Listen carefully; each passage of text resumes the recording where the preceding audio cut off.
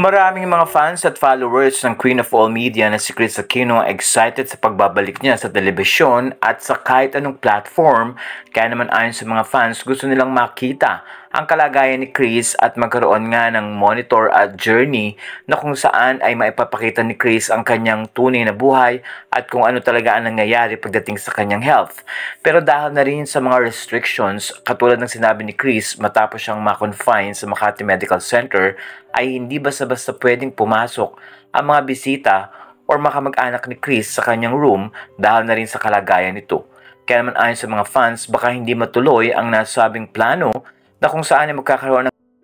ng tila reality show si Kris Aquino kasama ang kanyang mga anak. Dahil dito, patuloy namang nagpipray ang mga netizen at mga followers ni Kris na sana daw ay gumaling na ito upang mas makita nila ang bagong Kris at magkaroon nga ng participation ang mga netizen na makakapanood sana ng nasabing programa. Kamakailan kasi sinabi ni Kris na kailangan niyang ma-confine sa Makati Medical Center para na rin sa kanyang operation at marami rin ang natuwa dahil kahit papano nga ay positibo naman ang resulta nito. Iniisip lang ni Kris na kailangan niyang mas mag-ingat ngayon dahil very sensitive nga ang kanyang kalagayan at hindi kailangan magkaroon pa ng additional na sakit dahil 6 na ang autoimmune disease na meron si Kris. Pero sa kabila ng mga isyong ito, natutuwa naman ang mga fans dahil masaya si Kris sa kanyang love life dahil ang kanyang boyfriend na doktor na si Mike Padlan ay laging nandun para in-monitor ang kalagayan ni Kris. Kaya naman panatag ang loob ni Kris na maayos siyang namomonitor at nakikita ang nagiging resulta ng bawat test